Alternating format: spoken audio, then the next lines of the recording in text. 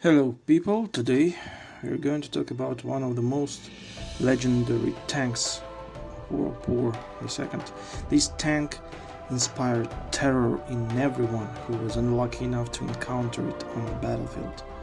It was huge and truly great, legendary tank, legendary German tank, the Tiger II, often referred to as the King Tiger or Royal Tiger, one of the most formidable tanks developed during World War II. Its creation was a response to the need for a heavy tank capable of countering the increasingly powerful Allied tanks such as the Soviet S-2 and American M26 Pershing. But it isn't short. Let us dive deeper into the history of the creation of this legendary cat. Well, by the early 1940s, German forces were encountering increasingly well-armored and heavily armed enemy tanks on the Eastern Front, particularly the Soviet T-34 and KV series tanks. These encounters highlighted the inadequacies of existing German tanks in terms of armor protection and firepower. In response, German authorities, particularly the Wehrmacht and the German Army Weapons Office, initiated programs to develop heavier and more powerful tanks to maintain their technological edge on the battlefield. The Germans recognized the need for a heavy tank that could effectively engage enemy armor at longer ranges and withstand hits from increasingly powerful anti-tank guns. Before the Tiger II's conception, German tank design had already been evolving rapidly in response to the changing nature of warfare.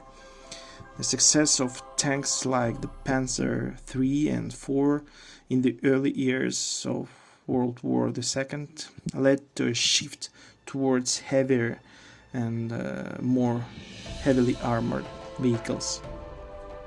The initial specifications for the Tiger II were laid out in 1943.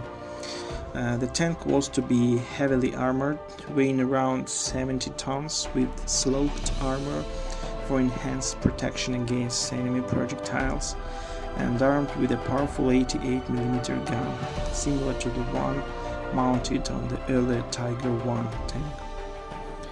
It should be underlined that the armor protection was a key focus, with the intention of making the tank nearly impervious to enemy fire from contemporary Allied tanks.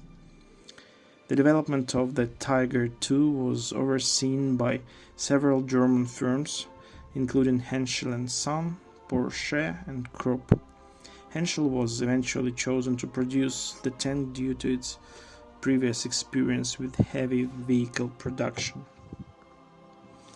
Prototypes were constructed in 1943 and early 1944 and underwent rigorous testing to evaluate their performance and reliability.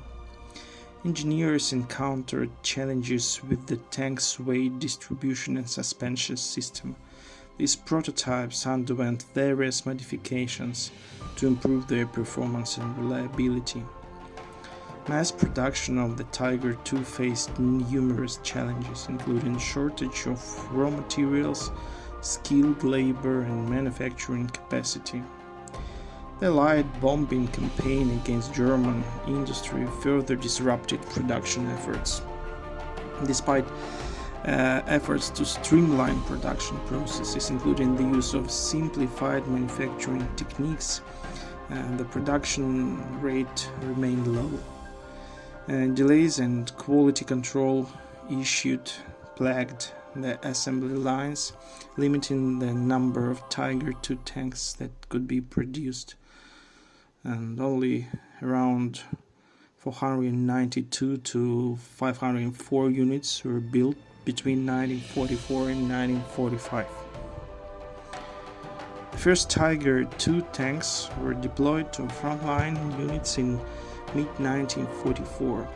They saw action on both the eastern and western fronts, where the imposing presence, formidable firepower and armor made a significant impact on the battlefield. However, the complexity of the Tiger II, combined with its high fuel consumption and maintenance requirements, made it difficult to maintain and sustain in large numbers on the battlefield.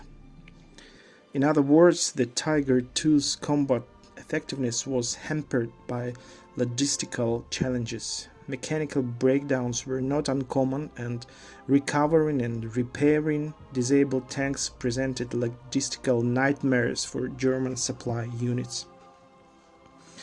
The Tiger II's combat performance varied. It was typically deployed in independent heavy tank military units, where it served as a mobile reserve or spearhead for armored offensives. Its thick armor and powerful gun allowed it to engage enemy tanks at long ranges with relative impunity and provided a significant advantage in head-to-head engagements. However, its mechanical reliability issues and the logistical challenges of supporting such a heavy vehicle often limited its effectiveness. Despite its impressive capabilities, the Tiger II's effectiveness was limited by its relatively slow speed, poor mobility in rough terrain, and vulnerability to air attack. Tactical doctrine often emphasizes the need for combined arms support to maximize the tank's effectiveness. Despite all these drawbacks, Tiger II tanks were responsible for inflicting heavy losses on Allied armor and were involved in several notable engagements, including the Battle of the Bulge and the defense of the Siegfried Line. The Tiger II's legacy is mixed. While it symbolizes the technological genius of German tank design during World War II, its late introduction, limited production numbers, and logistical challenges meant it didn't significantly change the outcome of the war. Despite its limited production operational challenges, the Tiger II remains one of the most iconic tanks of the World War II. Its fearsome reputation and advanced engineering continue to captivate military historians and enthusiasts alike.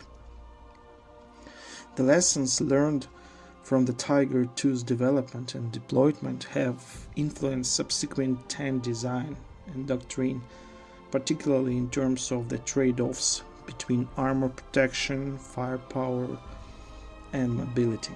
In summary, the Tiger II tank was born out of the need for a heavily armored and powerful tank to counter the Allied armored forces.